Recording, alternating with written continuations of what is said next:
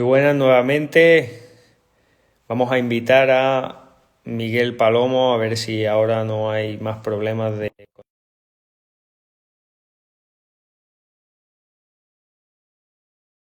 Vayáis uniendo, por favor. Ahí me podéis ir avisando si se me escucha. A ver, ahora.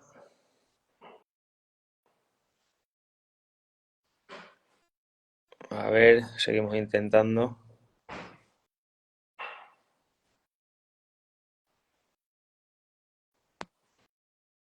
Estamos invitando a Miguel.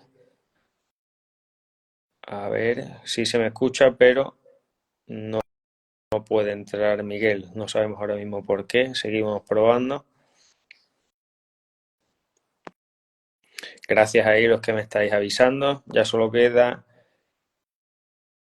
que Instagram quiera dejar entrar a Miguel al directo. A ver, me dice que no.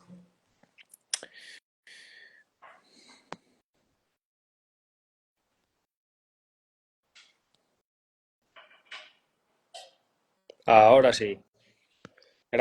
Gracias por vuestra paciencia. Hola Miguel, ¿qué tal? Ahora, ahora no te escucho yo a ti, ¿eh?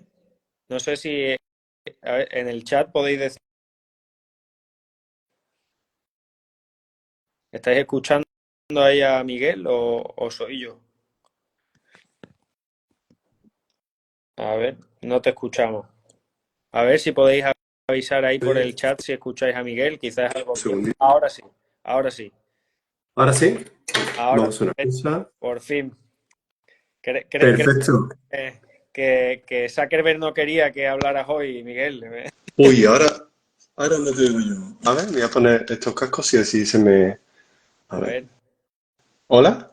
Sí, yo te Sí, escucho. Si tú me escuchas, estupendo, yo te escucho y si nos confirma la gente, mira, están diciendo que sí, que se escucha. perfecto. Decía que Zuckerberg creo que no quiere que hoy hables, Miguel. Sí. Nada, nada, eso lo vamos a solucionar. Aquí se va a escuchar todo, todo, todo. Oye, Miguel, gracias por esta invitación. Tenía muchísimas ganas de tener esta charla contigo, así que ante todo, gracias por buscar este ratito ahí a las 9 de la noche y charlar un ratito sobre un tema que seguro que va a ser apasionante. Gracias, de verdad. Bueno, para mí es un placer. La verdad es que yo a Buenas Noticias pues os admiro mucho. Lleváis 40 años haciendo ya contenido, ¿no? En diferentes formatos y la verdad es que para mí es un auténtico honor compartir este directo contigo. Claro que sí. Pues Miguel, vamos a ir al grano, no vamos a perdernos en detalles, pero antes quiero presentarte para que la gente que no te conozca pueda saber un poco quién eres, ¿no? Y leo, porque si no me voy a perder de tantas cosas, pero eres profesor de filosofía en la Universidad Complutense de Madrid, coordinas el grado de Ciencias de las Religiones ahí. Anteriormente has sido investigador visitante en Harvard y en Alemania, has sido investigador postdoctoral en Francia, profesor en varias universidades españolas y en tu tiempo libre más todavía, ¿no? Eres en Instagram, Fito Palomo, haces apologética y defensa de la fe cristiana en redes sociales. Así que nada, con este amplio currículum queremos una vez más agradecerte este tiempo y vamos a abarcar los temas sin pelos en la lengua. Así que si vamos ahí al grano y como decía, hemos titulado este directo Sin escapatoria. Decía un físico británico, John Polgingore, que el asunto de la existencia de Dios es la cuestión más importante a la que nos enfrentamos de la realidad. Miguel, tú que defiendes la fe cristiana en redes sociales, en España, al menos en España, hoy, a 2025, si defiende la existencia de Dios en público o en redes o en tus contextos más cercanos, te tachan de ignorante, que te han lavado el cerebro o cosas similares. Mi pregunta, Miguel, como filósofo y como estudioso y como profesor universitario es, ¿existen buenas razones para creer que Dios existe a día de hoy? Hmm. Pues sí que existen buenas razones para creer que Dios existe y no solamente existen buenas razones, sino que lo más razonable es pensar que Dios existe. Porque, verás, solamente hay dos opciones y las opciones es que o el universo apareció de la nada o el universo fue creado por algo o por alguien. Y la cosa está en que nada se puede crear solo por sí mismo, ¿no? Por ejemplo, yo no he sido creado yo mismo, sino que a mí me crearon mis padres, ¿no? En tu caso, Pablo, pues fue igual. Tú no apareces de la nada, sino que fuiste creado por algo exterior a ti. Los animales igual, los animales tienen sus progenitores y son creados por algo externo. Es más, si pensamos, por ejemplo, en esta sopa primigenia que nos ponen en los libros de texto, en los institutos, en los que hay unos seres vivos, de los que salen unos peces, estos peces pasan a ser anfibios, luego reptiles, luego mamíferos, etcétera. Esa sopa primigenia también parte de la existencia de que ya hay algo, ¿no? Que son unos seres orgánicos unicelulares, luego pluricelulares, etcétera. O sea que nada aparece de la nada. Y con la materia, con lo que existe en el universo, ocurre igual. Nada puede salir de la nada, ¿no? Y eso lo vemos con nuestros propios ojos, lo vemos por tal y como funciona el universo y podemos ver claramente que todo debe de aparecer porque hay algo externo que le crea, ¿no? Y el universo tiene que tener también algo externo que le haya creado. Y ese creador es lo que nosotros llamamos Dios, ¿no? Entonces, ¿cuál es la alternativa a pensar que hay un ser creador del universo? Pues la alternativa es pensar que todo se ha creado pues como mágicamente, ¿no? O sea, esto es como si tú tienes en tu casa una caja vacía y de repente la abres y de la nada han aparecido un montón de cosas, ¿no? Dices, bueno, ¿de dónde ha aparecido esto, no? O por ejemplo, es como si tuvieras un libro y el libro no tiene autor, el libro se ha escrito a sí mismo. Eso no tiene lógica ninguna, ¿no? O como si tiene un reloj y el reloj las piezas del reloj se han ido poniendo todas juntas solas. Bueno, la verdad es que no tiene mucho sentido, ¿no? Lo más lógico es pensar que detrás de la existencia del universo hay algo exterior que lo ha creado y eso es lo que nosotros llamamos Dios. Mm. Qué bueno, qué interesante. Hay que tener mucha más fe para no creer en Dios, según lo que me cuentas, que el hecho, ¿no? De pensar que creemos en Dios. Te quería preguntar, me hablabas un poco sobre el origen del universo y sobre esto se ha estado debatiendo, a día de hoy se sigue debatiendo, pero en 1927, tú nos lo puedes contar mucho mejor, lógicamente, pero Lemaitre, sacerdote, astrónomo y físico belga, lanza esta teoría del Big Bang, que en ese momento fue un boom, fue una revolución porque la mayoría de científicos en aquel contexto pensaban en lo que era un universo estacionario, ¿no?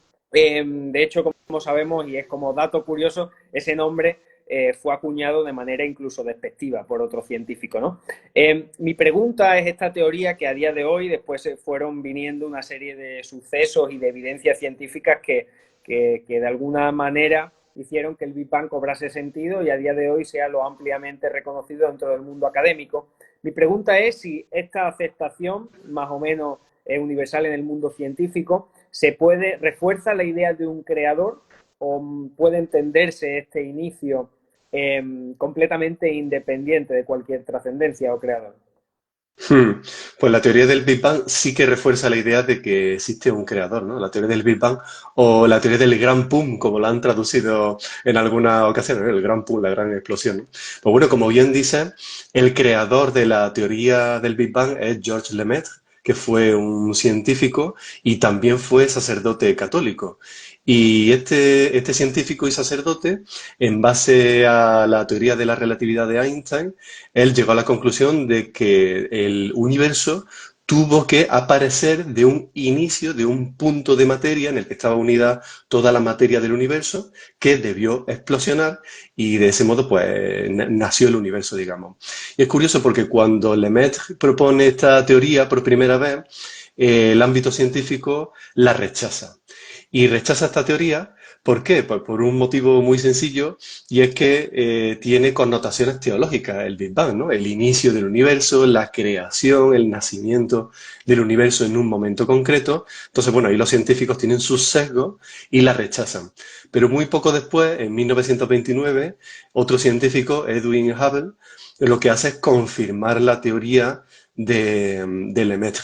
Él se da cuenta de que el universo está en expansión constantemente y si el universo se expande, si va a traer el tiempo, pues entonces ha tenido que haber un momento en el que toda la materia del universo estaba unida en un punto. Y eso viene a confirmar que efectivamente el universo comenzó en un momento. Así que fíjate cómo a veces funciona curiosamente el ámbito científico, que sin percatarse de ello, pues el ámbito científico lo que hace es confirmar una teoría o confirmar, lo que hace es confirmar una idea que tenemos los cristianos, que es que debe de existir un momento de creación, de inicio del universo. Así que el Big Bang apoya, es un indicio de la existencia de Dios. Qué interesante, ¿no? Que en Génesis 1.1 ya se hable de eso que habla Lemaitre y ya refuerza la comunidad científica. Vamos a continuar porque me parece muy interesante uno de los vídeos que publicabas y aquellos que nos estén viendo también a seguir a Filo Palomo, muy interesantes los vídeos que sube. Y en uno de ellos me llamaba particularmente la atención y hablas de si tiramos 1000 piezas Lego al aire, ¿cómo es posible? La lanzamos 1 millón de veces. ¿Cómo es posible que se cree un castillo perfectamente diseñado? Es un poco, y ahora nos cuentas bien sobre esta cuenta del premio Nobel de Penrose que presenta la improbabilidad de estos eventos. ¿Qué implica en términos de diseño del universo esta teoría o esta representación que en él?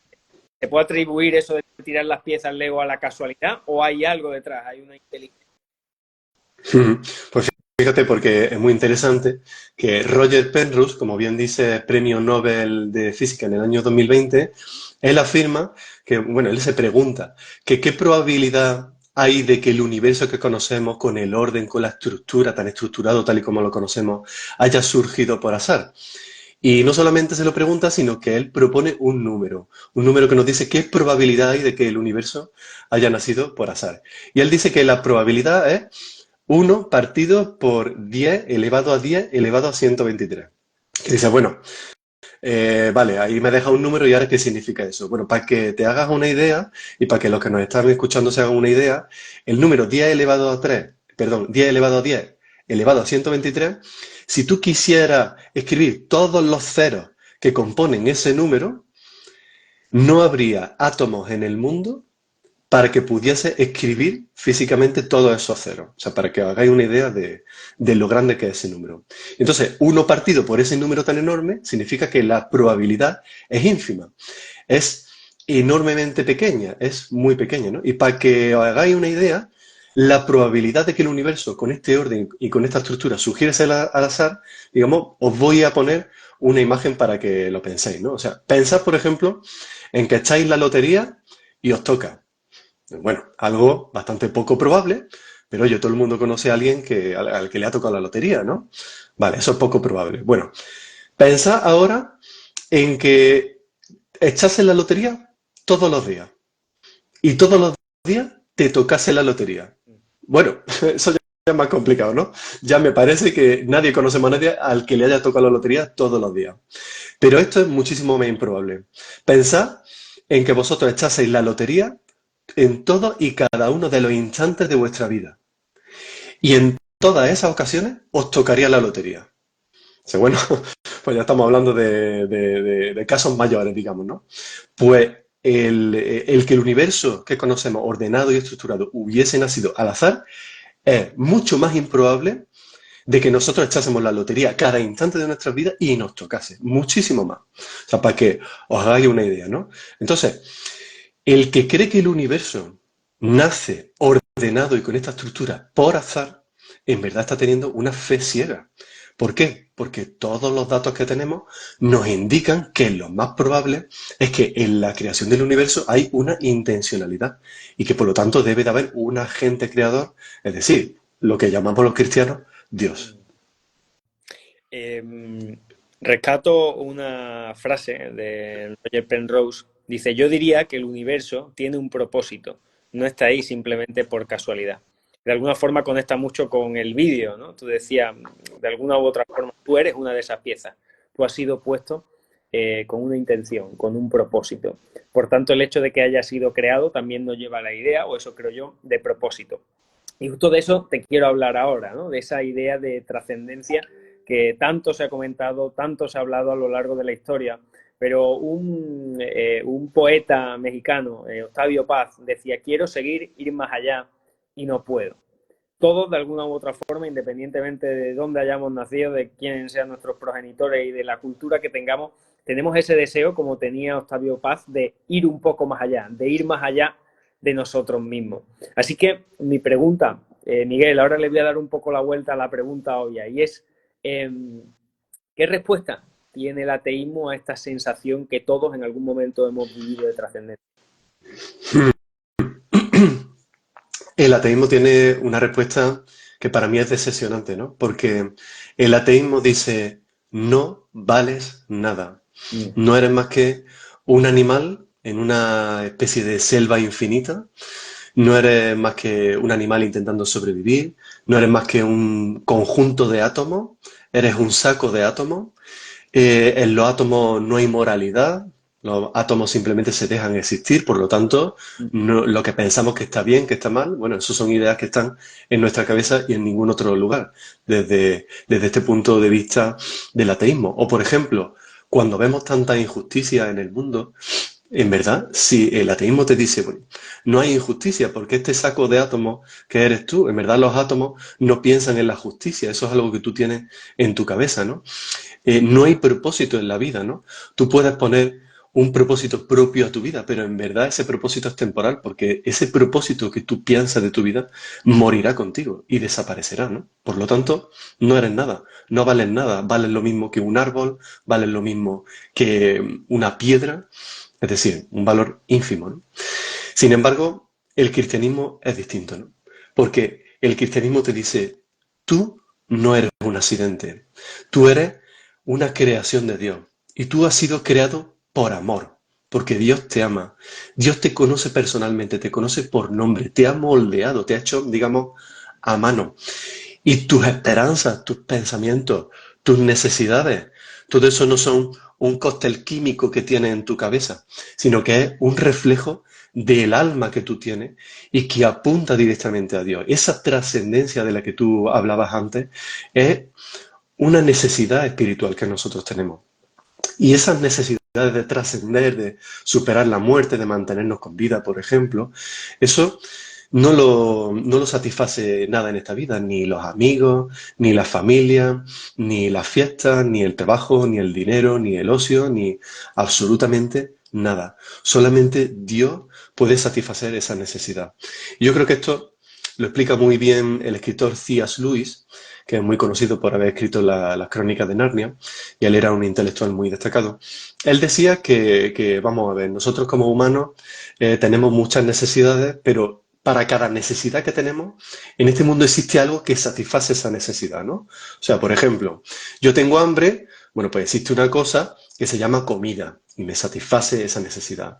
Tengo cansancio, por ejemplo, pues existe una cosa que se llama descanso y que me ayuda en ese sentido. Pero, ¿qué hacemos con ese sentido de la trascendencia, del ir más allá, como tú dices, del buscar más allá, de entender el sentido de las cosas? ¿Qué satisface esa necesidad que tenemos? Pues en este mundo absolutamente nada. Solamente Dios puede satisfacer esa necesidad. Así que es como si nuestra propia experiencia diaria nos estuviese continuamente apuntando a Dios. Qué bueno. De alguna forma se oponen, ¿no? Esas dos como visiones. Por un lado, recuerdo ese pesimismo de Heidegger, dice, pongo algo, voy hacia ahí, pero cuando llego ahí me tengo que proponer otra cosa porque me encuentro en el vacío más absoluto, ¿no? Y la respuesta ante eso ya la está ofreciendo Dios y que es el único capaz de llenar ese vacío, esa pieza del puzzle que a todos nos falta, ¿no? Pero voy a rescatar algo de lo que has estado hablando antes, que es el tema de la moralidad, ¿no? Y aquí va a estar el eterno debate, pero me gustaría que nos mostrase qué es lo que tú piensas sobre esto. ¿Es la moralidad algo que tenemos impuesto en nuestro corazón? ¿Es un reflejo de algo mayor que nosotros? ¿O más bien han sido una serie de normas externas que hemos ido adquiriendo, que se nos han sido impuestas por la sociedad, por nuestros padres y un largo... Pues la moralidad, es decir, el pensar que hay cosas que están bien, que están mal, y qué cosas están bien, qué cosas están mal, bueno, pues en verdad también hay solamente dos opciones para esto, ¿no? O sea, o la moralidad, perdón, o la moralidad, o es un consenso entre personas, entre pueblos, por ejemplo, entre sociedades, o es una ley universal a la que todos nos atenemos, ¿no? Entonces yo, para solucionar este problema, te voy a poner un ejemplo, ¿vale? Una historia, digamos. Y es la siguiente. Imagina que en el mundo solamente quedan dos personas. Había una serie de catástrofes y solo quedan dos personas. En principio estas dos personas pues son amigos, se llevan bien, pero de repente ocurre un problema entre ellos y uno de ellos agarra una piedra y le hace ¡pum! Le da un testarazo en la cabeza y adiós amigo. Por lo tanto ya solo queda una persona en el mundo. Y ahora yo pregunto, ¿no? Lanzo la pregunta. ¿Está bien el haberse quitado en medio a esa persona? ¿Sí o no? Porque claro, si lo que está bien y lo que está mal es un consenso entre personas, bueno, pues ya no quedan personas en el mundo, ¿no? Así que puede estar bien haberse quitado en medio a esa persona. Nadie puede decir nada. Ya no hay ninguna ley, no hay ningún estado, no hay ninguna religión que te dicte qué normas tienes que seguir. O sea que todo es, digamos, decisión de la persona que queda, ¿no? Pero si aún así uno sigue pensando, me parece que, aunque solo quede una persona, me parece que sigue estando mal, ¿no? Quitarse de en medio a este otro amigo. Pues eso significa que en tu interior hay una ley moral que te dice que aunque solo haya una persona en el mundo, sigue habiendo cosas que están bien y cosas que están mal. Y la Biblia habla de ello. La Biblia nos dice que Dios ha puesto en nuestros corazones una especie de ley moral que nos dice cómo debemos comportarnos. El libro de Romanos, por ejemplo, habla de ello. Así que, de nuevo, nosotros en nuestro día a día y a la hora de pensar a ver qué cosas están bien y qué cosas están mal, todo ello nos indica, ¿no? Como si todo eso fuese una flecha que nos indica, oye, que hay un Dios que nos ha dejado una ley moral universal dentro de nuestro corazón.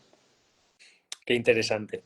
Junto a la pregunta de moral va otra ligada y es casi imperativa. Igual que antes te preguntaba cuál era el punto de vista del ateísmo sobre la trascendencia, ahora te pregunto cuál es el punto de vista de los cristianos sobre la maldad y el sufrimiento. Ya no nos referimos solo a lo que tú hablas de la maldad dentro del corazón del hombre, como puede ocurrir en esta historia, sino más allá de las catástrofes naturales o de ciertas situaciones, ciertas enfermedades o ciertos eventos que no podemos controlar en lo humano. ¿Cómo responde a eso el cristiano? Hmm. Bueno, la verdad que no hay más que echar una mirada al mundo para ver cómo está todo, ¿no? Y que existe maldad, existe el mal en muchos lugares de nuestro mundo, ¿no? Pero claro, yo aquí lo que pienso es, vamos a ver, si nosotros somos solamente materia, que es lo que la mayoría de gente piensa a día de hoy, si solamente somos materia, en verdad no existe ese mal ni ese bien, sino que todos los hechos que ocurren tienen la misma importancia, ¿no? Es decir, da igual el hecho de que caiga una pluma hacia el suelo, por ejemplo, ese hecho tiene la misma importancia que un niño, por ejemplo, fallezca por cáncer, ¿no? Porque bueno, si todos somos átomos, solo que la pluma son un conjunto de átomos y el niño otro conjunto de átomos, pues qué importancia tiene, ¿no? Sin embargo, nosotros reconocemos que obviamente no es lo mismo. Es mucho más grave que fallezca un pequeño, por ejemplo, ¿no? Y yo creo que el hecho de que nosotros seamos capaces de reconocer que hay cosas que están mal en el mundo, eso nos demuestra que no somos solo materia, sino que existen otras cosas que no son materia, que son trascendentes, que van más allá de la materia, que se encuentran en nosotros, que las reconocemos y por lo tanto hay algo más allá, ¿no? Y el problema del mal, la verdad que es un problema muy complicado. Yo creo que es el mayor problema al que se han encontrado la mayoría de apologetas y teólogos a lo largo de la historia. Y yo lo enfrento del siguiente modo. Todos todos hemos sufrido, todos lo hemos pasado mal, aquí somos todos seres humanos, ¿no? Pero pensad que el problema del mal es un problema temporal, realmente. ¿Y por qué es un problema temporal? Porque tenemos esperanza de que Jesús volverá, ¿no? Jesús vino, se hizo carne, se hizo hombre, murió, resucitó, precisamente por las maldades de este mundo, por el pecado, y luego prometió que iba a volver.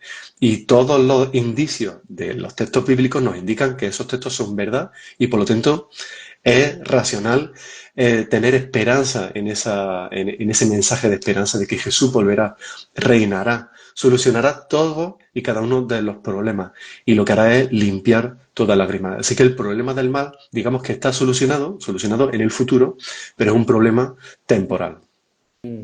Qué interesante nuevamente confrontar estas dos posturas, ¿no? Ante la maldad más absoluta, la respuesta del ateísmo al fin y al cabo es un conjunto de átomos, igual que una pluma, como tú explicabas, pero la respuesta de Dios, y aparece en la Biblia una y otra vez, como tú lo expresabas, a través del Evangelio que trajo Jesús, la respuesta es, esto tendrá fin, y toda la lágrima será recogida y será limpiada, ¿no? Porque reinará. Así que vamos a entrar un poco ahora en la figura de Jesús, porque tú lo has mencionado, has hecho referencia a la Biblia, y si llegamos a la idea de, vale, me estoy abriendo a la existencia de Dios, porque es lo más racional, pero ¿por qué el Dios cristiano? ¿Por qué este Dios que se hace hombre, Jesús de Nazaret, tiene él respuesta a cada una de estas áreas de las que tanto se habla y de las que hemos estado hablando? ¿Hay respuesta? ¿Por qué el Dios cristiano y no otro?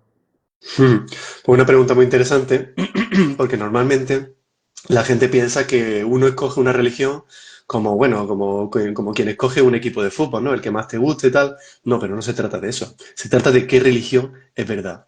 Y de las entre 3.000 y 5.000 religiones que hay en el mundo, son muchísimas, solamente hay una religión que se base en la historia. Y es el cristianismo. Es más, no solamente el cristianismo se basa en la historia, sino que la historia lo apoya. Es decir, es comprobable históricamente. ¿Qué significa eso? Bueno, si vamos al resto de religiones, la grandísima mayoría de religiones están basadas en revelaciones individuales, ¿no? Es decir, hay una especie de gurú, un líder, que supuestamente recibe un mensaje divino y él transmite ese mensaje a los demás. Entonces los demás, pues, escuchan ese mensaje y no tienen forma de comprobarlo, ¿no? Simplemente te tienes que creer lo que dice ese gurú y te lo tienes que creer porque sí, ¿no? No hay modo de comprobar que realmente ese mensaje sea un mensaje de Dios. Pero el cristianismo no es así, ¿no? Y voy a poner un ejemplo, hay muchos, pero voy a poner uno, como es una revelación individual también que vemos en la Biblia, como es, por ejemplo, el nacimiento de Jesús, por ejemplo, ¿no? O sea, María recibe una revelación, se le aparece un ángel, ¿no? Y le dice, oye, estás encinta, estás embarazada y vas a dar a luz al Mesías, ¿no? En resumidas cuentas. Bueno, y ella lo dirá a los demás y la gente dirá, bueno, me lo tengo que creer porque tú lo digas, ¿no?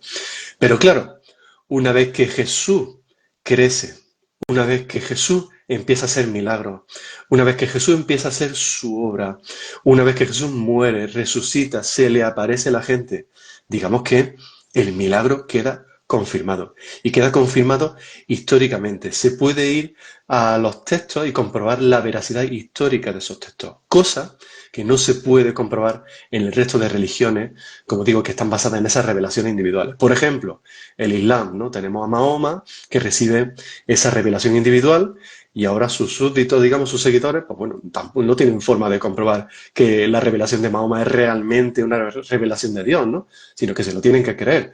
O, por ejemplo, Joseph Smith, de los mormones, pues él dice, he recibido una revelación de que unas tablillas enterradas de oro las he sacado y bueno, no sé si lo sabéis, pero esas tablillas Joseph Smith las traduce metiendo la cabeza en un sombrero, ¿vale? Con las tablillas dentro y él las traduce, digamos, ¿no? Bueno, pues te tienes que creer realmente que todo eso es verdad, porque no hay forma de comprobar históricamente que esas revelaciones son ciertas.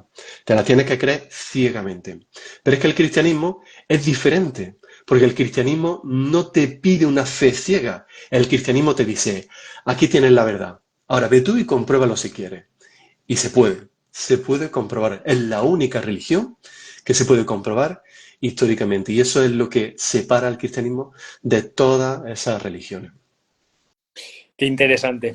Miguel, hablando de ciencia histórica, ya centrándonos un poco más en el cristianismo, podríamos pararnos en cosas, ¿no? En las cartas de Pablo, en los evangelios, en el Antiguo Testamento, en las profecías. Pero por ir reduciendo e ir incluso, diría, lo más importante y céntrico, si asumiéramos que creo que, como tú dices, hay evidencia suficiente para creer que podemos asumir que Jesús realmente existió e hizo las cosas que hizo, hay un punto el cual, si eso no existiese, nuestra fe sería vana. De hecho, Pablo, teólogo del siglo I, decía, sin la resurrección, nuestra fe y nuestra esperanza serían vanas. Entonces, me voy a centrar en eso, en la muerte y luego en la resurrección. ¿Hay evidencia para creer en la resurrección y así de alguna forma confirmar que Jesús no fue un loco, sino que fue realmente quien dijo ser el Hijo de Dios? Sí sí que hay razones, ¿no? Ese pasaje de Primera de Corintios 15 que comenta es esencial para el cristianismo, porque el cristianismo está basado en la resurrección. Pablo dice, como bien ha señalado, si no hay resurrección, nuestra fe es vana. Somos los más desdichados del mundo, dice Pablo con esas palabras. Pero qué afortunados somos porque se puede comprobar que esa resurrección tuvo lugar realmente, ¿no? Y tenemos motivos, ya hemos hablado antes de indicios científicos de la existencia de Dios, ¿no? Pero esto es mucho más importante, ¿no? Tenemos indicios, evidencias históricas de que la resurrección ocurrió, ¿no? Por ejemplo, tenemos los testimonios tempranos de las personas que fueron testigos de esa resurrección, ¿no? Como son los evangelios. Y es muy importante que fuesen testigos tempranos, porque claro, si tuviésemos los evangelios escritos pues, en el siglo II, en el siglo III, como muchos evangelios apócrifos y gnósticos, etcétera, pues bueno, ¿qué fiabilidad tiene eso, no? Es como si yo afirmo que ocurrió algo en el año 1715 y tú me puedes decir con toda la razón del mundo, pero bueno, tú estabas allí para saberlo. Bueno, pues estos testimonios son tempranos, son escritos pocos años después de la resurrección de Jesucristo. Y algo muy importante es que fueron rápidamente difundidos, no solamente por el mundo judío, sino por todo el mundo conocido. Y, oye, hay testimonios de la resurrección, pero no hay absolutamente ni un solo texto que diga, oye, esto que se está difundiendo, que sepáis que es mentira, que no ocurrió nada, que yo he ido a ese sitio y eso es mentira, eso no ocurrió. No, no tenemos absolutamente nada. Muy al contrario, sí que tenemos textos externos incluso al cristianismo que nos dicen, oye, aquí pasó algo, ¿no? Existió un tal Jesús, ha habido una revolución religiosa, algunos piensan, algunos escritores hablan de incluso social, etcétera, y algo tuvo que ocurrir, ¿no? O sea, tenemos, por ejemplo, a Luciano de Samosata, Flavio Josefo, Plinio el Joven, Tácito, Suetonio, incluso el Talmud judío habla de Jesucristo y por lo tanto, o sea, todos los datos que tenemos nos dicen, oye, ahí pasó algo y por supuesto Jesús ocurrió.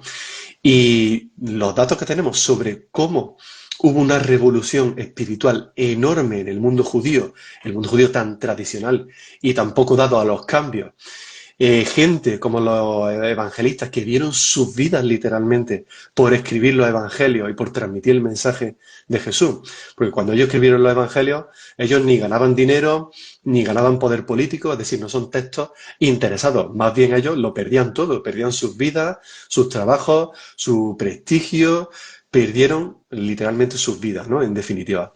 Así que yo creo que todos estos datos lo que nos dicen es que hay razones históricas para decir, allí ocurrió algo que cambió para siempre la vida de estas personas hasta tal punto que dieron sus propias vidas, ¿no? Eso históricamente. Pero incluso yo como filósofo, incluso filosóficamente, también hay indicios que nos dicen, oye, aquí esto tiene que ser verdad, ¿no?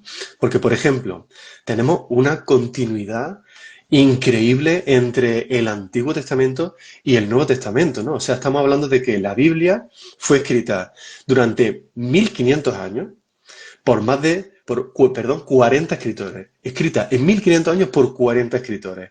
¿Y cómo es posible que un texto escrito en tantos años por gente tan distinta, de siglos distintos, de culturas distintas, tenga una unidad tan enorme? Bueno, pues la verdad que es algo que solamente ha ocurrido una vez en la historia y es el caso de la Biblia, ¿no? Vemos una unidad doctrinal que no cambia desde el primer versículo del Génesis hasta el último del Apocalipsis.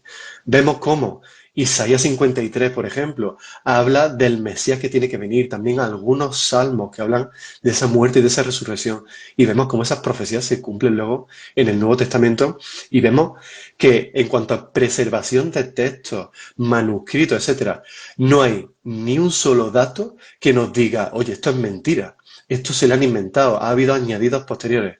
No, para nada, absolutamente. De hecho, Todos esos datos que tenemos nos muestran que todo es cierto, ¿no? Entonces, la unidad doctrinal que encontramos en la Biblia, a mí la verdad es que me fascina como filósofo, porque no hay absolutamente ningún caso similar en la historia de la humanidad.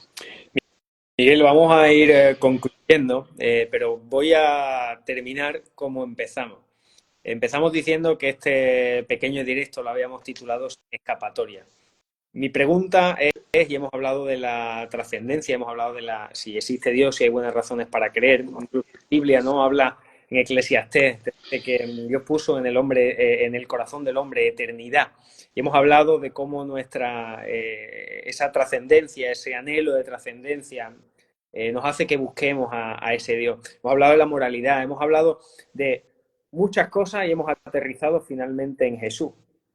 Y como decía, empezábamos hablando de sin escapatoria ante la pregunta de ¿existe Dios? Ahora, mi pregunta es, ¿hay escapatoria cuando uno se encuentra delante de Jesús? Y me refiero, ¿puedo yo aceptar todo esto que me estás contando solo a nivel racional y decir, bueno, existen buenas razones y puedo creer en Jesús de Nazaret? ¿O realmente Jesús de Nazaret, tal y como lo estás presentando, exige algo más que creerlo racionalmente? Hmm. Yo creo que racionalmente, digamos, se puede llegar a comprender el mensaje del Evangelio, se puede comprender perfectamente todas las argumentaciones que hay a favor de la existencia de Dios, que hay muchísimas, de Tomás de Aquino, de Descartes, de muchísimos intelectuales a lo largo de la historia. Pero yo a lo largo de mi trayectoria me doy cuenta, y cada vez más, de que lo racional no te lleva a Dios. Lo racional no te lleva al cristianismo. O sea, es como si te dejase a las puertas, ¿no? Pero no es suficiente, ¿no? Y te voy a poner un ejemplo, ¿no? O sea, tú imagínate que a ti te dan un mapa y te dicen, bueno, aquí está el lugar a donde tienes que llegar. Y ahora tú coges tu mapa y lo estudias, ¿no? Y dices, bueno, el camino está por aquí, aquí tengo unos retos en el camino, en lo que les rodea, el contexto. Y tú puedes hacer un análisis perfecto del camino que tienes que hacer y del mapa en general. Pero en verdad, tú no has llegado al sitio, ¿no? O sea, tú racionalmente has entendido lo que supone el camino, cuál es el camino, pero tú no te has movido de la silla.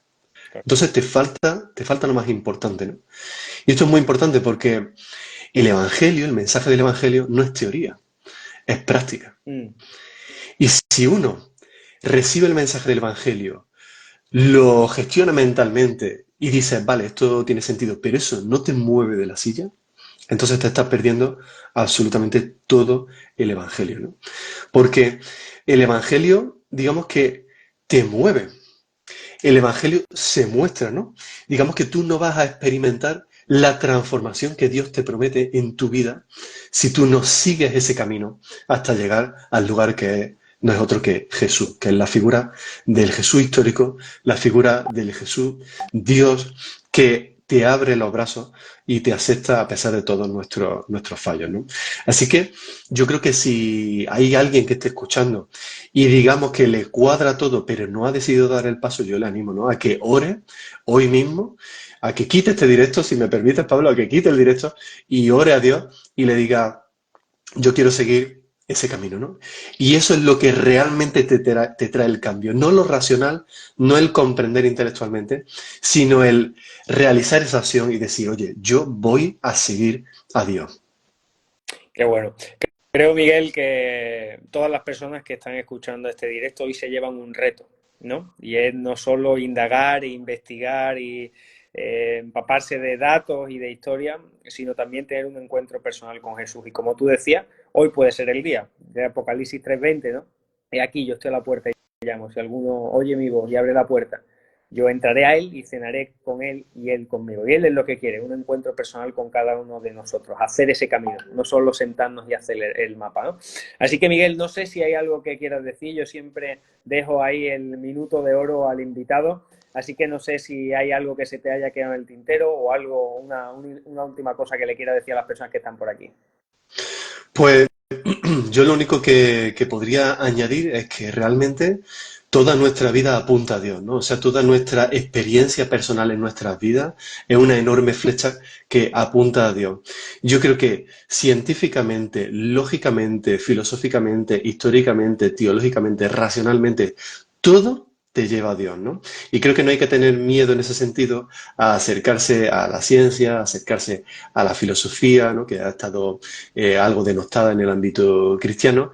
Y siempre que uno sepa que se va a encontrar retos, pero que realmente no hay nada en la creación de Dios que te vaya a llegar a llevar en contra de Dios, porque todo es creación divina, ¿no?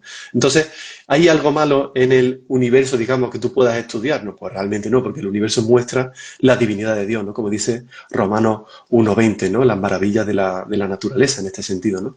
Así que yo animo a todos a que en nuestro día a día veamos esas pequeñas flechas que vamos encontrando, que continuamente nos dirigen a Dios y que aprovechemos cada vez que nos percatamos de ello y digamos, Dios, gloria a ti y gracias, Señor, por haberme creado y por haberme puesto esta señal que me dice, Dios existe, Dios está conmigo y Dios nos ha creado, ¿no? Qué bueno, Miguel, muy agradecido por este tiempo, por esta charla, que creo que sirve un montón. Y recordamos que esta charla se queda grabada, así que si estás pensando en enviársela a algún amigo, a algún conocido, puedes hacerlo. Y también podéis escribirnos por Instagram, también podéis seguir ahí a Miguel Palomo en Filo Palomo. Y nada, una vez más, no te robo más tiempo de esta noche tan fría. Y de verdad, muchísimas gracias, Miguel. Un placer. Muchas gracias a ti, Pablo, y al equipo de Buenas Noticias. Estamos hablando. Que vaya bien. Un Gracias a todos. Adiós. abrazo. Chao, chao.